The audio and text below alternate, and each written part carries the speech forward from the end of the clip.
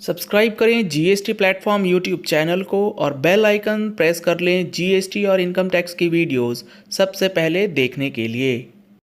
Good morning friends, GST platform के YouTube channel में आप सभी का स्वागत है। जी हाँ फ्रेंड्स, सितंबर 2022 के अंदर अकाउंटिंग जो आप कर रहे हैं उसके लिए इनपुट टैक्स क्रेडिट से रिलेटेड जो एडजस्टमेंट्स आपको करना है उसके लिए जुड़े रहिएगा इस वीडियो के एंड तक, ताकि आप भी पूरी तरीके से 21-22 का बुक्स जो है अपना रिकंसाइल कर लें। सबसे पहला जो आपका इनपुट टैक्स क्रेडिट है in respect of financial year 21-22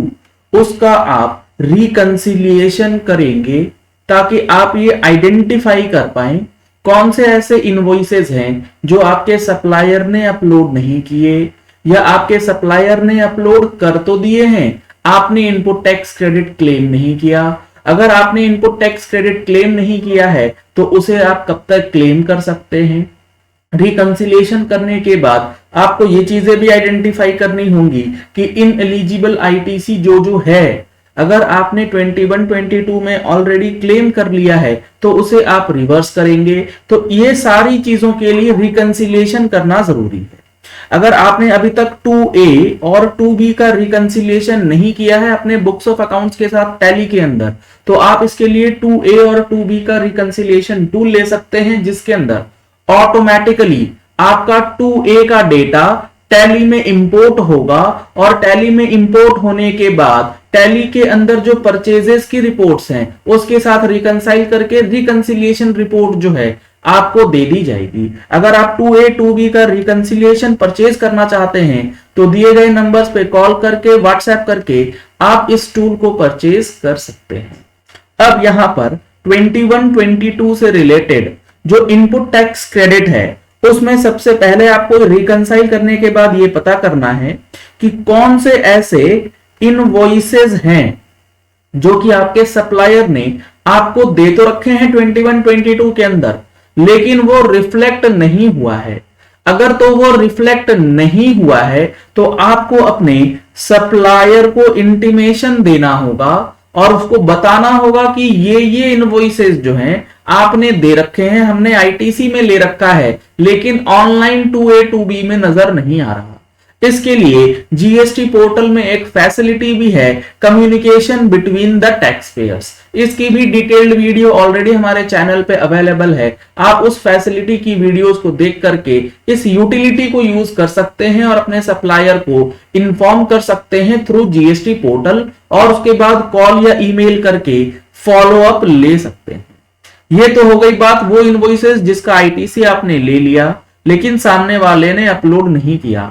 ऐसा ही सिचुएशन आ सकता है कि आपके सप्लायर ने कुछ ऐसे इनवॉइसेस हों जो कि अपने जीएसटीआर 1 के अंदर अपलोड कर दिया है लेकिन आपने उसका क्लेम नहीं लिया, तो उसके लिए भी आपको बुक्स ऑफ अकाउंट्स में एडजस्टमेंट करना जरूरी है, क्योंकि इसके लिए इनपुट टैक्स क्रेडिट क्लेम करने के लिए जो टाइम पीरियड है 16/4 के अंदर वो 20, 22 और 24 अक्टूबर से पहले कर लेना है।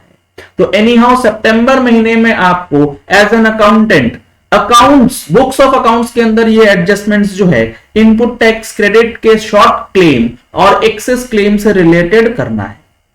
इसके बाद जब ये सारी चीजें रिकंसाइल्ड हो जाएं तो उसके बाद आपको बिल टू बिल ये चेक करना है कि कौन से ऐसे इनवॉइसेस हैं जो आ तो गए हैं 2A में, आपके पास इनवॉइसेस भी अवेलेबल हैं, लेकिन उस इनवॉइस के ऊपर आप eligibility under section 17 sub section 5 का फॉर्मूला लगा करके ये चेक करेंगे कि कौन से ऐसे इनवॉइसेस हैं जिसके लिए आईटीसी एलिजिबल है भी या नहीं, वो डिसाइड किया जाए। तो इन एलिजिबल आईटीसी का जो इनपुट टैक्स क्रेडिट है वो आपको रिवर्स करना है अगर आपने 21-22 में क्लेम किया है। अगर क्लेम नहीं किया है तो कोई दिक्कत नहीं है, उसे आप ये नोट कर सकते हैं अपनी वर्किंग फाइल में कि ये इनवॉइसेस आपके 2A में तो आ रहे हैं लेकिन इनका इनपुट टैक्स क्रेडिट आपको नहीं मिलना, क्योंकि ये इनएलिजिबल कैटेगरी का इनपुट टैक्स क्रेडिट है।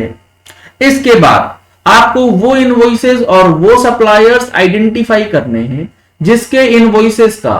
क्रेडिट आपने लिया हुआ है और वो अपने 2A में नजर भी आ रहा है, लेकिन आपने उन इनवॉइसेस का जिसका इनपुट टैक्स क्रेडिट क्लेम कर रखा है उसकी पेमेंट मोर देन 180 डेज से ओवरड्यू हो चुकी है, यानी कि 180 दिन का जो टाइम पीरियड है उस टाइम पीरियड को क्रॉस हो चुका है और उसका पेमेंट नहीं हुआ, तो उसका रिवर्सल आपने किया होगा। और अगर आप सितंबर महीने में उसका पेमेंट करते हैं तो आप उसे रिक्लेम करने के लिए एलिजिबल हैं। तो रिक्लेम ऑफ रिवर्स्ड क्रेडिट, उसके लिए भी आपको वर्किंग्स जो है वो करनी होगी, तो उसके लिए भी आपको डेटा जो है अकॉर्डिंगली बुक्स में एडजस्ट करना है। आखिरी में आता है, अगर ऐसा कोई इनवॉइसेस है जो कि आपने किसी कॉम्पोजिशन टैक्स पेयर से लिया है, तो कॉम्पोजिशन टैक्स पेयर से लिया गया इनवॉइस इनपुट टैक्स क्रेडिट के लिए एलिजिबल नहीं होता है, उसका इनपुट टैक्स क्रेडिट आपको नहीं मिलता है। ये सारी चीजें आपको आइडेंटिफाई कर लेनी है, क्योंकि 30 सितंबर से पहले आपको अपना टैक्स ऑडिट भी फाइनल करना है। तो 21-22 से रिलेटेड जो ये वर्किंग्स हैं 30 सितंबर से पहले रिकंसाइल करते हुए परचेज का डेटा जो है फाइनल कर लेंगे, तो आप अपनी टैक्स ऑडिट के अंदर भी 21-22 का परचेज डेटा जो है अकॉर्डिंगली रिफ्लेक्ट कर पाएंगे, क्योंकि उसके अंदर क्लॉज 44, जी हाँ फ्रेंड्स, क्लॉज 44 की रिपोर्टिंग बेहद इंपॉर्टेंट है इस बार, क्योंकि उसमें आपको अपना टोटल एक्सपेंस का डिटेल्स डालना है। तो अगर आपको क्लॉज 44 की रिपोर्टिंग जनरेट करने में प्रॉब्लम आती है तो उसके लिए भी टूल्स अवेलेबल हैं। सेम नंबर पे आप कॉल करके व्हाट्सएप करके क्लॉज 44 की जो रिपोर्टिंग है उसकी भी जानकारी ले सकते हैं, जिसमें सिंगल क्लिक के अंदर आपका क्लॉज 44 जनरेट हो जाएगा। तो ये चीजें हैं जो आपको एज एन अकाउंटेंट सितंबर महीने में वर्किंग्स करके रखनी है, ताकि जब आप जीएसटी की एनुअल रिटर्न भरें तो परेशानी कम से कम आए। चलिए इस वीडियो को यही एंड करते हैं। आशा करते हैं आपको ये पॉइंट क्लियर हो गया होगा कि सितंबर महीने में इनपुट टैक्स क्रेडिट से रिलेटेड अकाउंटेंट्स को क्या एडजस्टमेंट्स जो हैं बुक्स में कर लेनी है। अगर आपने हमारे चैनल पे फर्स्ट टाइम ट्यून इन किया है तो चैनल को सब्सक्राइब करने के लिए नीचे दिया गया रेड कलर का सब्सक्राइब बटन प्रेस कर लीजिएगा। साथ में जो बेल आइकन है उसे प्रेस कर लीजिएगा, ताकि वीडियोस की नोटिफिकेशंस आप तक रेगुलरली पहुंचते रहें। Thank you and have a nice day. Subscribe करें जीएसटी प्लेटफॉर्म यूट्यूब चैनल को और बेल आइकन प्रेस कर लें जीएसटी और इनकम टैक्स की वीडियोस सबसे पहले देखने के लिए।